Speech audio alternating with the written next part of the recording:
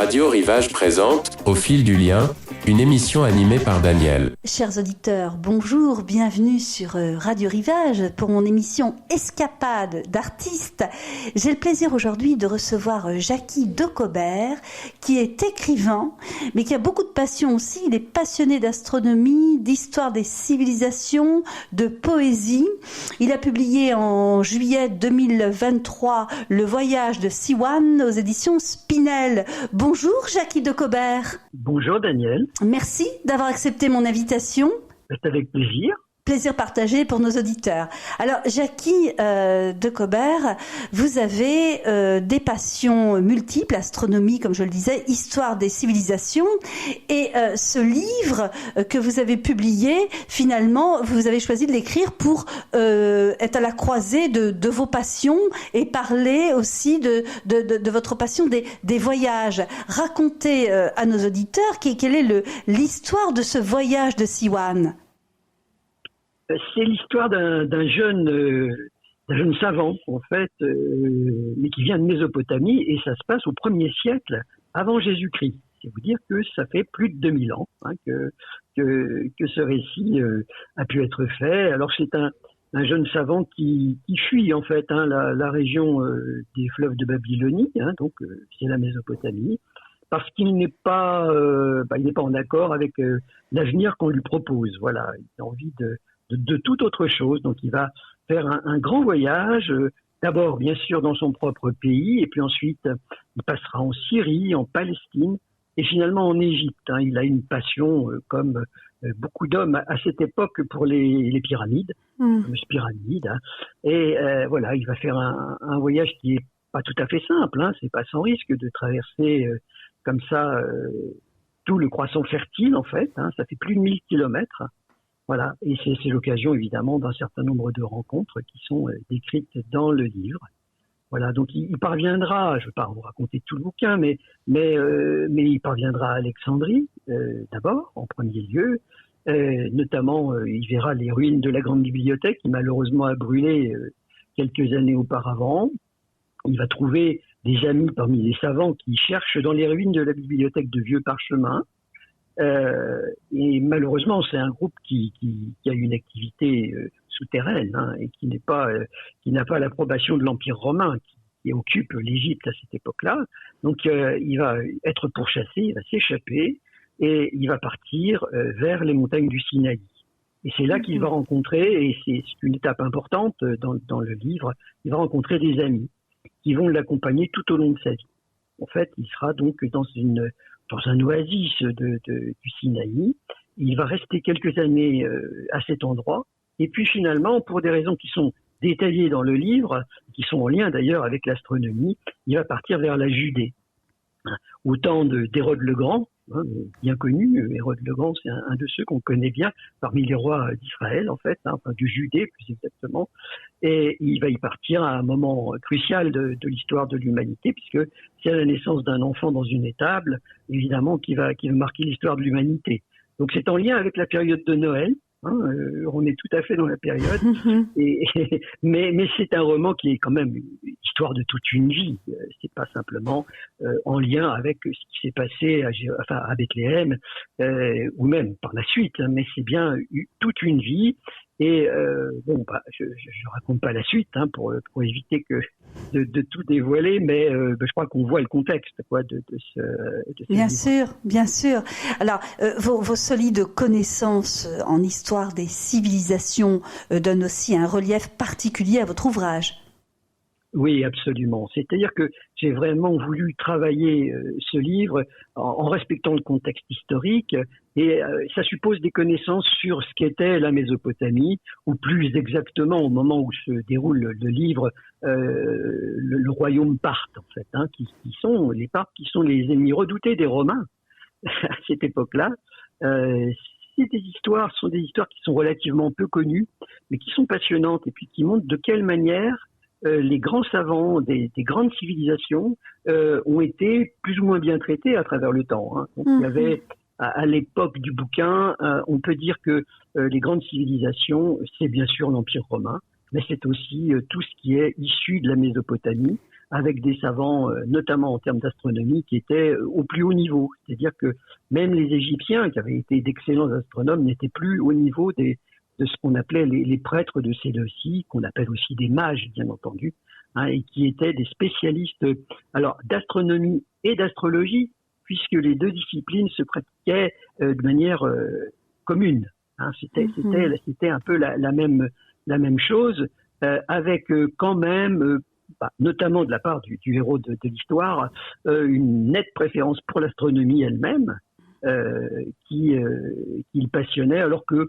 ce qui concernait les présages, l'astrologie, ça l'intéressait moins. Alors, un livre, on peut dire, avec un personnage et une trame romanesque, mais un livre qui a une vertu aussi pédagogique qui nous permet de comprendre le monde dans lequel nous vivons. Oui, absolument. C'est vrai que on a beaucoup de mal à imaginer ce qu'était à cette époque, ne serait-ce qu'un voyage, déjà partir. Ce que fait le héros de l'histoire est quelque chose d'extrêmement risqué. Enfin bon, aujourd'hui, même aujourd'hui encore, c'est pas tout à fait simple. 1000 kilomètres, ça se fait en au moins un mois minimum, mais plutôt 2 ou 3 mois. Et puis surtout, il va rencontrer la difficulté d'une vie dans une zone quasi désertique, et puis ensuite l'entrée dans l'Empire romain, et puis la Palestine à un moment qui est troublé, hein, puisque le peuple juif est en guerre contre les Romains, quoi. Il aimerait de se débarrasser de cette occupation.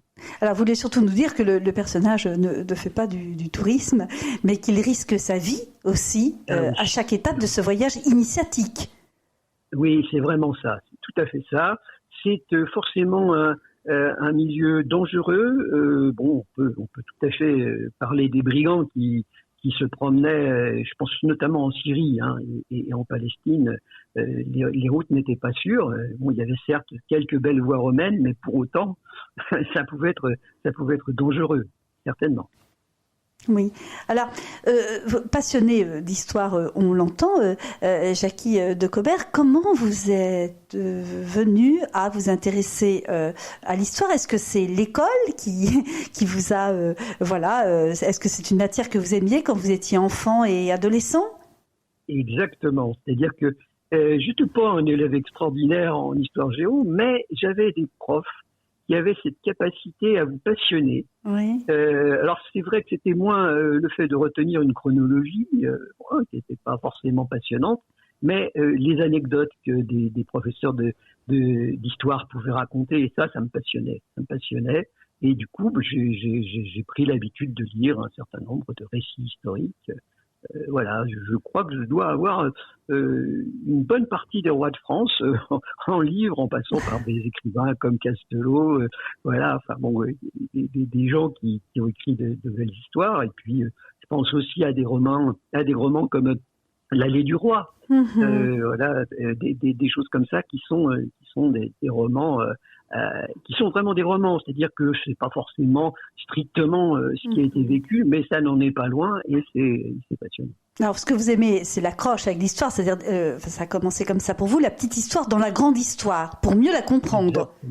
Oui, c'est ce qu'il y a de plus intéressant. Et puis ensuite, quand on connaît bien un certain nombre d'anecdotes, on se dit mais pourquoi est-ce que tel ou tel personnage agit de cette manière? Et du coup, ça a un lien direct avec la grande histoire. Alors, connaître l'histoire, Jacky Decobert, vous, c'est une passion, mais à une époque où on entend parler beaucoup du peu de connaissances des enfants et des jeunes sur l'histoire, qu'en pensez-vous? C'est quoi pour un enfant de ne pas connaître l'histoire?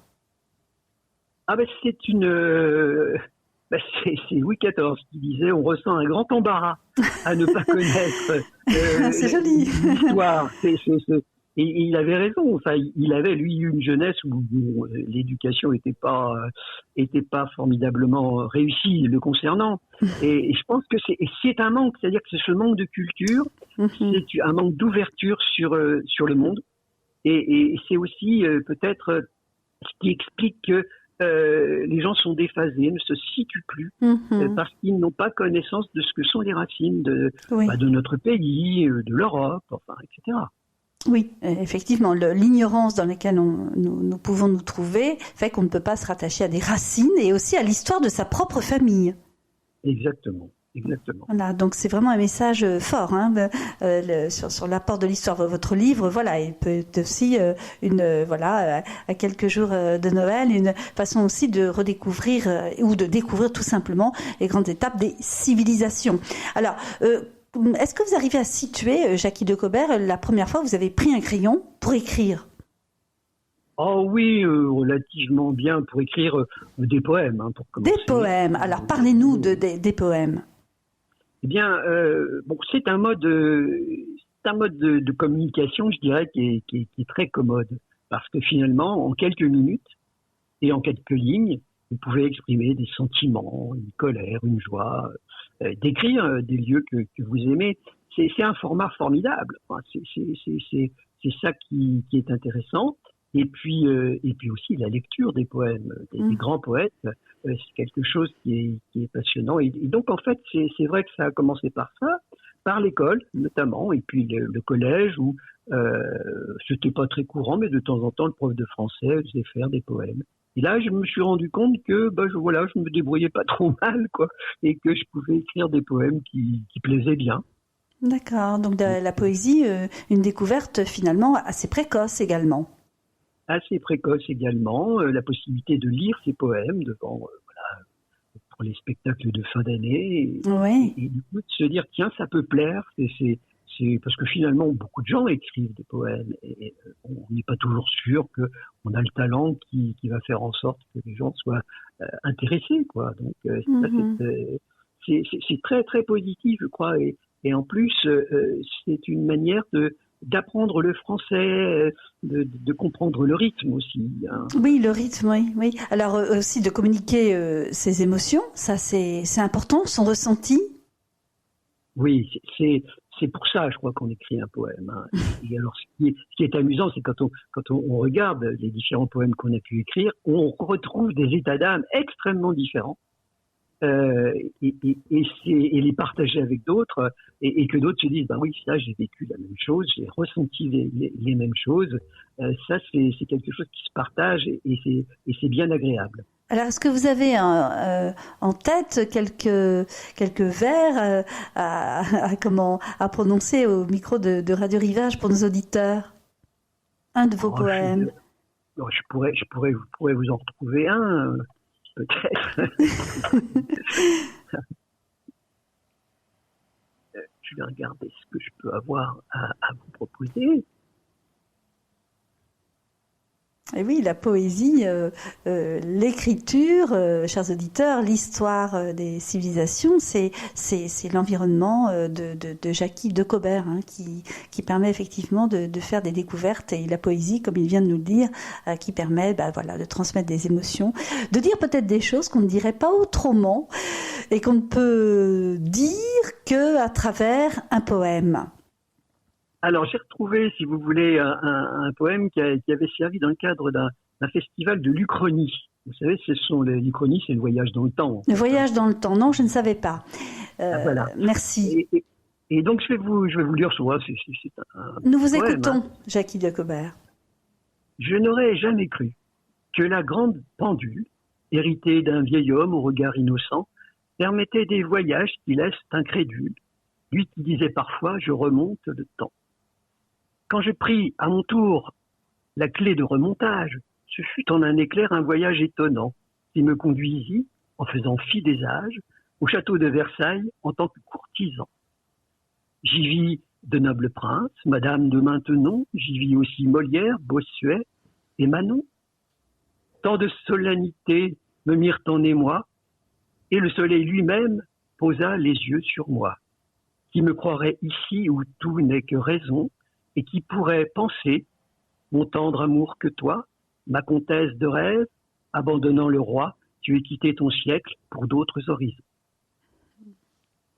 Eh bien, oui, voyage à travers le temps et aussi beaucoup de messages sibyllins.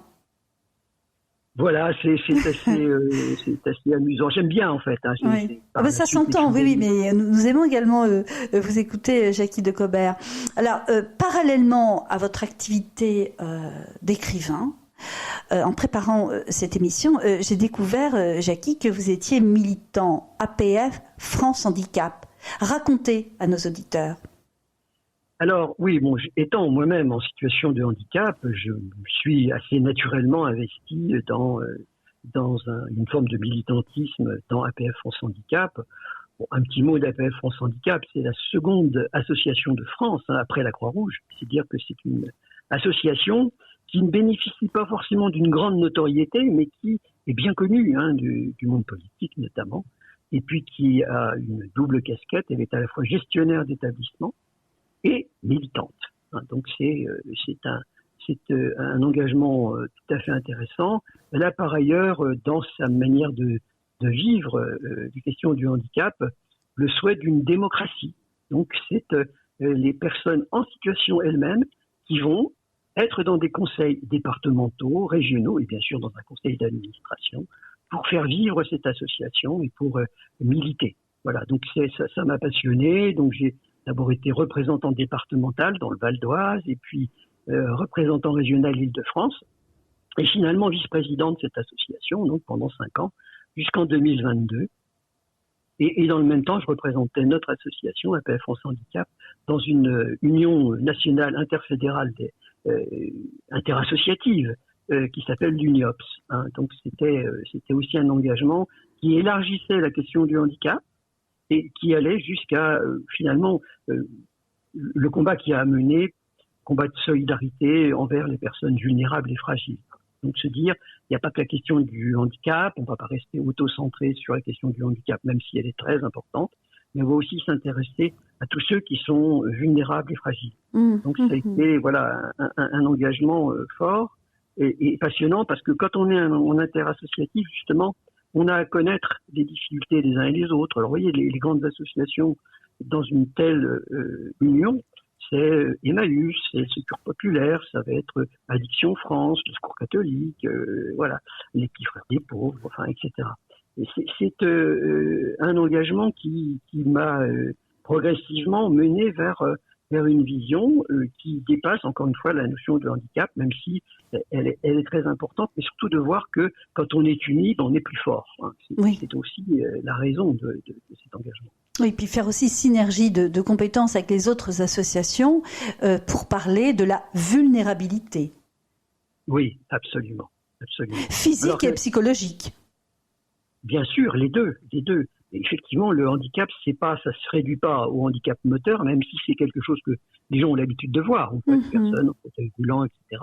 Mais bien sûr, il y a toutes sortes de handicaps. Et il y a un autre handicap auquel on pense pas suffisamment et qui pourtant représente la majorité des handicaps. C'est le handicap invisible. Alors, on va aussi bien parler, si vous voulez, du handicap psychologique, psychiatrique, si on veut, mais on va aussi parler de ceux qui marchent, sont capables de faire des pas, mais qui se fatiguent très très vite. Et je pense là à une partie des personnes en situation de handicap que sont les scléroses en plaques. Au début d'une sclérose en plaques, vous continuez à marcher, mais vous vous fatiguez très très vite. Et ça, ce handicap invisible, il est redoutable parce que les gens ne comprennent pas pourquoi vous avez tel ou tel réflexe, ce besoin de vous asseoir sans arrêt, etc. Et je crois qu'il faut en parler parce que encore une fois, c'est une grande partie des personnes handicapées qui sont en situation de handicap invisible. Alors bien sûr, être militant à APF, c'est aussi donc des rencontres, c'est aussi travailler sur l'esprit de tolérance et de bienveillance. Oui, bien sûr. Vous savez, la charte d'APF France Handicap, c'est les droits de l'homme. C'est ce qui est normal. C'est les droits de l'homme, alors cette notion d'inclusion, alors je préfère personnellement, je suis pas le seul, la notion de société inclusive qui est sans doute préférable. Ça permet d'échapper à des mots un peu valises, un peu utilisés à tort et à travers par nos politiques qui en font absolument ce qu'ils veulent. Pour autant, même cette notion-là, même si on parle d'école inclusive, par exemple, Dieu sait que c'est important. Hein, même ça s'est rapidement dévoyé, et c'est la raison pour laquelle, en fait, le grand mot d'ordre, d'une certaine manière, de l'association, c'est la défense des droits des personnes. La défense des droits des personnes. Oui, absolument. Chaque mot compte. Absolument. Et quand on parle de la défense des droits, c'est aussi l'effectivité des droits. Il y a des lois, et il faut obtenir de nouvelles lois, mais c'est pas l'essentiel. Ce qu'il faut quand même, c'est mettre en œuvre réellement ces droits et faire en sorte qu'il n'y ait pas de non-recours. C'est une chose dont on entend beaucoup parler, pas seulement dans le monde du handicap. Du coup, hein. Le non-recours, ça peut être dans le domaine de la santé. Les gens n'ont pas recours parce qu'ils ne connaissent pas leurs droits. C'est important de faire en sorte que les gens sachent comment faire pour résoudre leurs problèmes, alors qu'il existe des solutions. Pas toujours le cas, mais parfois il existe des solutions, et c'est dommage. Donc ça fait partie aussi du travail d'une grande association que de faire connaître les droits des personnes. Donc un travail de proximité. Oui, absolument. D'où l'intérêt d'avoir ce qu'on appelle des délégations départementales. Hein, l'association a une délégation dans chacun des départements. À Vannes, il y a une délégation APF, par exemple. Oui, tout à fait, dans le Morbihan, oui. Ouais. Voilà, et qui fait du très bon boulot, d'une manière générale. D'ailleurs, les délégations bretonnes sont de bonnes délégations. Merci, Vivi. Bonjour à tous les bénévoles qui travaillent à APF. Oui, alors, un engagement, on pourrait dire, Jackie de Cobert, que c'est un voyage aussi que vous faites. Oui, bien sûr, mais du reste, en tant qu'administrateur, j'avais à participer, vous savez, aux assemblées départementales. Ouais. Donc, et c'était passionnant parce que justement, on voyait comment chacun des groupes avait travaillé pour à la fois accueillir, parce que c'est aussi un rôle très important, accueillir les personnes en situation de handicap, et pas seulement les personnes en situation de handicap, mais tout le monde. Hein, accueillir les gens, se battre dans leur département. Alors souvent, et c'est normal, sur les questions d'accessibilité, hein, parce que c'est un vrai souci, mais aussi sur les questions de compensation du handicap, la question des ressources, et on voyait les solutions un peu originales des uns et des autres pour militer. C'est encourageant parce que on se rend compte que ça vaut la peine de mettre en commun toutes ces expériences et de capitaliser pour faire, pour aller vers des revendications nationales et entendre surtout ce que les adhérents ont à nous dire. Donc à travers ce rôle de militant, vous êtes un peu comme le personnage du voyage de Sian. Vous parcourez les territoires, vous rencontrez beaucoup de personnes, vous rencontrez aussi des amis, vous les redécouvrez, c'est un peu ça aussi. Ah, bien sûr, le côté relationnel, c'est ça. Je veux dire, un travail associatif comme celui-là, c'est que de l'humain. Même si, bien sûr, il y a aussi la nécessité d'une compétence technique, et ça, je pense qu'on ne peut pas faire autrement. Mais ce qui est finalement passionnant, c'est justement ces rencontres, ce que les gens peuvent vous apporter. Et puis aussi, quand même, la mise en évidence des souffrances des uns et des autres, des difficultés, et aussi, chaque fois que possible, les solutions qui ont été trouvées. Oui, donc constater, témoigner, c'est effectivement votre rôle de militant. Alors, à chacune de mes interviews, Jackie de Cobert, je tends une carte blanche à mon invité afin pour lui d'évoquer un point, un sujet particulier qui lui tient à cœur et que nous n'aurions pas évoqué pendant cette interview. Quelle est cette carte blanche pour vous, Jackie de Cobert ? Alors, c'est un sujet qu'on a abordé, mais très vite, c'est l'astronomie. Moi, je pense que c'est une passion extraordinaire que je recommande aux enfants, notamment. Hein. On arrive à la période de Noël. Là. Oui. Alors là, c'est beaucoup plus sur le plan de l'observation. C'est-à-dire que c'est passionnant d'utiliser une paire de jumelles pour regarder la nature. Pourquoi pas regarder, d'ailleurs, le ciel le soir, mais dans l'idée d'un instrument modeste pour découvrir les planètes. Ça, c'est quelque chose qu'on n'imagine pas. Vous voyez, on pense à ces très belles photos sur les livres d'astronomie. On se dit, c'est formidable, c'est très beau. Mais voir dans un petit instrument qu'on a se profiler Saturne, vous voyez, alors que vous imaginez bien les très belles photos de Saturne qui existent aujourd'hui, eh bien, ça, c'est absolument merveilleux. Même si c'est une petite image, pas impressionnante, mais voir l'anneau de Saturne, je vous assure que quand on le voit vibrer, parce qu'il y a il y a toujours, ça bouge un tout petit peu un instrument d'astronomie. Et vous voyez, cette planète, ça c'est extraordinaire. Du reste, on a parlé de l'histoire des civilisations, mais les anciens n'imaginaient sûrement pas ce qu'était Saturne, parce qu'il n'y avait pas d'instrument d'observation. Et s'ils l'avaient connue, il lui aurait pas donné la réputation qu'elle avait d'être une planète lente, peut-être maléfique, enfin, etc. Avoir vu ce spectacle extraordinaire de Saturne et de son anneau, bien sûr, c'est une chose qui marque. Moi, j'ai un souvenir vraiment ébloui de cette première rencontre. En même temps, il y a beaucoup de poésie à tout ça. Hein. Oui, c'est très intéressant. Au-delà de l'esthétique, vous nous dites, c'est bien de revenir aussi donc aux choses empiriques, quoi, de découvrir par soi-même. Oui, exactement, parce que mais c'est la même chose pour les galaxies. Voir la galaxie d'Andromède, même dans un petit instrument qui n'a pas de prétention et qui n'est pas très onéreux, c'est un spectacle extraordinaire. Alors évidemment, il faut surtout pour un jeune, il faut accepter l'idée que on va pas avoir l'image du bouquin d'astronomie. Ça c'est sûr. Mais en revanche, on va se régaler parce que on va aller d'un endroit à l'autre. Alors aujourd'hui, ça c'est facilité. Bon, vous l'imaginez bien par des logiciels qui vont vous pointer directement la lunette ou le télescope sur l'objet que vous souhaitez regarder. Mais même sans ça, alors c'est une passion et c'est une passion qui conduit à la connaissance de ce qu'est l'astronomie, qui conduit à la lecture d'un certain nombre de livres intéressants. Alors, moi, j'ai envie de vous parler d'Hubert Reeves, qui nous a quittés il y a pas très longtemps, hein, qui était un formidable qui était à la fois un astrophysicien, mais aussi un vulgarisateur, j'aime pas trop ce mot, enfin bon, c'est, moi je dirais davantage un poète du ciel, parce que il avait une approche et une manière de faire connaître qui était passionnante, et puis bon c'était, et ça c'est ça qui est bien, c'est que c'est quelqu'un qui à la fois était un astrophysicien de très haut niveau, mais qui était aussi capable de s'intéresser à l'avenir de la Terre. Moi, je recommande son dernier bouquin qui s'appelle Le banc du temps qui passe, où il exprime ses convictions personnelles, philosophiques, et puis ses préoccupations en matière d'environnement et de survie de la planète. Donc voilà ce que je voulais un peu partager avec vous. Oui. Eh bien écoutez, ça fait beaucoup d'idées de cadeaux pour Noël. Merci beaucoup Jackie de Cobert et votre livre, hein, le voyage de Siwan aux éditions Spinel. Je tiens à vous remercier Jackie de Cobert de nous avoir accordé cette interview.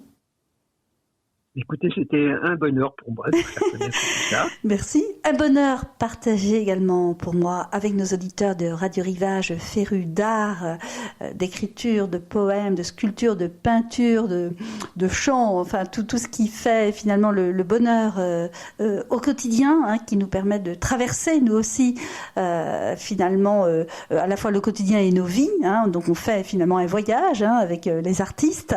Merci beaucoup Jackie de Cobert. Écoutez, vraiment, encore une fois, c'était un plaisir de pouvoir partager toutes ces idées et puis de faire quand même un peu la promotion de ce livre. Mais vous reviendrez à notre micro de Radio Rivage, nous parler encore et encore de vos découvertes et de vos ouvrages. Je remercie Marie-Noël et Caroline qui m'ont aidé à préparer cette interview. Je remercie Bertrand qui s'occupe du son, du montage et de la technique et qui m'accompagne à chaque émission. Merci Jackie de Cobert. On mettra sur notre page Facebook Radio Rivage et sur Instagram les références de votre ouvrage, beaucoup d'idées de cadeaux pour nos auditeurs. Le voyage de Siwan aux éditions Spinel, publié en juillet 2023. Merci Jackie de Cobert. Merci à vous. À très bientôt, chers auditeurs de Radio Rivage, pour une prochaine émission Escapade d'artistes. C'était Au fil du lien, une émission animée par Daniel sur Radio Rivage.